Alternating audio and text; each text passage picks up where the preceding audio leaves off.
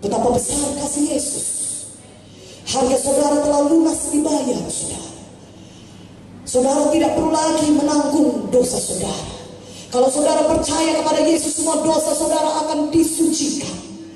Tuhan Yesus berkata dalam Yesaya 1:18, walaupun besar dosamu merah patna seperti kirmisi, akan menjadi putih seperti salju.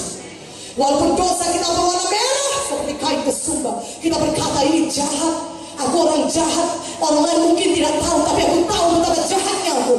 Firman Tuhan berkata, walaupun dosa kita merah patna, walaupun dosa kita hitam legam, tetapi akan menjadi putih seperti salju, disucikan oleh darah Yesus. Haleluya. Yesus datang untuk membebaskan kita dari dosa. Karena itu pada hari buka itu saudara, terima dia sebagai Tuhan dan Juru Selamat pribadi saudara.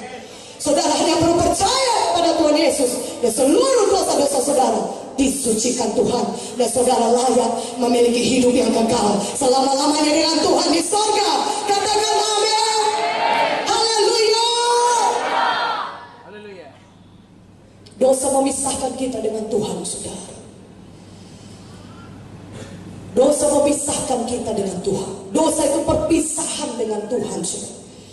Yesaya 59:1-2 berkata, bukannya tangan Tuhan kurang panjang untuk menolong kita, bukan telinganya kurang peka untuk mendengar doa kita, bukan. Tetapi yang merupakan pemisah antara kita dengan Tuhan adalah segala dosa-dosa kita. Itulah sebabnya malam ini jangan ada lagi kita yang berpisah dari Tuhan. Jangan ada lagi dosa yang memisahkan kita dengan Tuhan.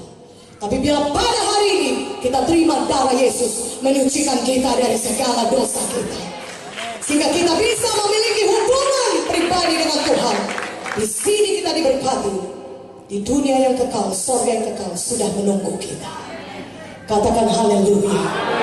Haleluya. Saudara tahukah saudara, Yesus berteriak di kayu salib. Memang Yesus menderita dicambuk, sangat menderita. Tubuhnya sangat berat menanggung penderitaan fisik itu, saudara. Itulah sebabnya Simon dari Kirene harus menolong membawa salib itu sampai ke Golgota, karena tubuh Yesus sudah hancur, dicambuki sedemikian rupa, saudara, tidak kuat lagi menanggung salib itu. Yesus mau mati bagi kita. Penderitaan yang besar dialaminya, darah bercucuran. Itu satu penyiksaan yang paling mengerikan, disalibkan, saudara. Darah saudara disedot habis sampai saudara mati. Darah saudara menetes terus sampai saudara mati, saudara. Itu satu hukuman yang paling mengerikan, hukuman salib. Tapi tahukah saudara, sengsara Yesus yang paling besar sebenarnya adalah apa? Dia berpisah dengan Bapaknya. Itulah sebabnya ketika di kayu salib dia berteriak. Dia memang berat menderita semua sakit itu, tapi yang paling berat baginya ketika dia berpisah dengan Bapaknya. Dia harus menanggungkan semua dosa manusia ini. Karena itu dia berpisah, dia berteriak, Eloi, Eloi, lama sabachthani. Artinya, Allahku, Allahku, mengapa engkau meninggalkan aku? Tidak tahan hati Yesus. Dia berpisah dengan Bapaknya. Tidak pernah berpisah Yesus dengan Bapaknya. Kenapa Yesus mau menanggungkan itu?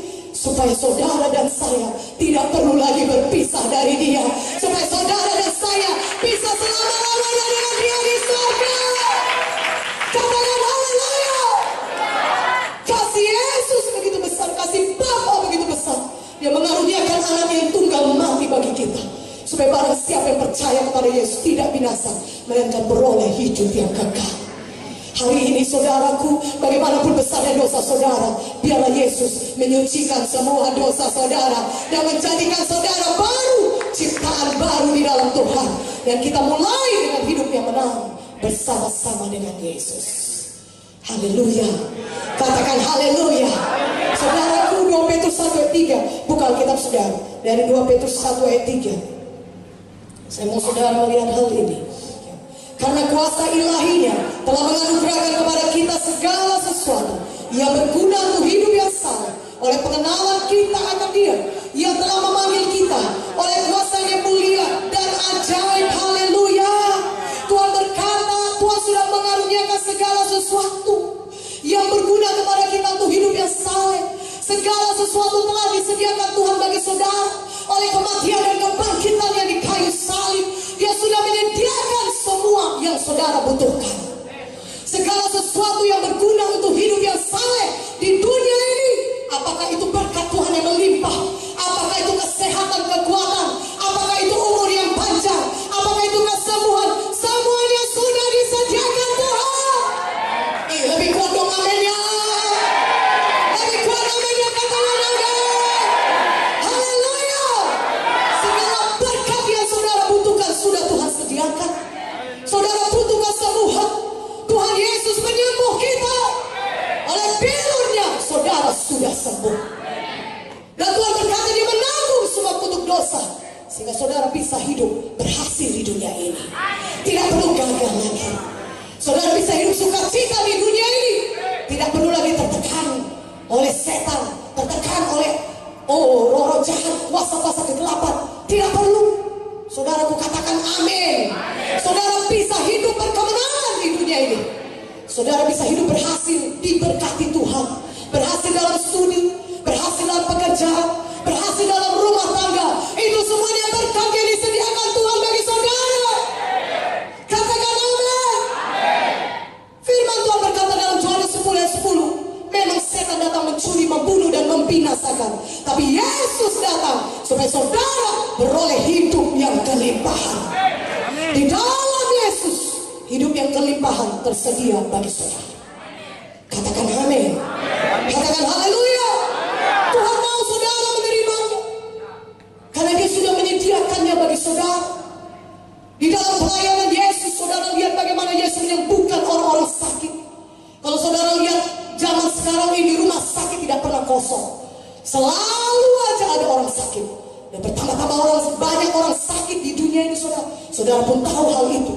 Tapi firman Tuhan berkata, Yesus telah menyediakan kesembuhan bagi kita. Katakan amin. Dan Tuhan mau saudara menerimanya. Bagaimana kita menerima semua berkat Tuhan yang sudah Tuhan sediakan bagi kita?